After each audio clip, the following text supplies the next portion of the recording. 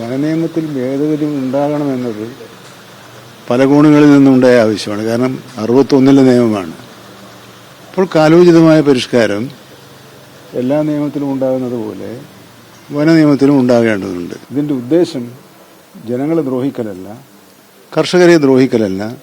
കർഷകദ്രോഹകരമായ ഏത് വ്യവസ്ഥയും അതിനകത്തുണ്ടെങ്കിലും അതൊക്കെ മാറ്റാൻ സർക്കാർ ഒരുക്കമാണ് എന്ന നിലപാടാണ് വനം മന്ത്രിയും വനം വകുപ്പും സ്വീകരിച്ചത്. മലയോര മേഖലയിലെ ജനങ്ങളെ ഗവൺമെന്റിനെതിരായി തിരിക്കാനുള്ള ഗൂഢാലോചന അതിനകത്ത് നടക്കുന്നതായി പിന്നീട് നമുക്ക് മനസ്സിലാക്കാൻ കഴിഞ്ഞു.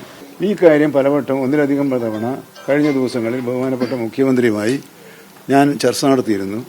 ആ ചർച്ചയുടെ അടിസ്ഥാനത്തിലാണ് ഇപ്പോൾ അതൊരു അത്യാവശ്യമായ നിയമനിർമ്മാണമല്ല എന്ന നിഗമനത്തിൽ എത്തിച്ചേർന്നത്. അത്യാവശ്യമല്ല എന്ന് മാത്രമല്ല, ജനങ്ങളുടെയിൽ ഈ സർക്കാർ വിരുദ്ധ ശക്തികൾ നടത്തിയ പ്രചരണമാണ് ബലപ്പെട്ട് നിൽക്കുന്നത്.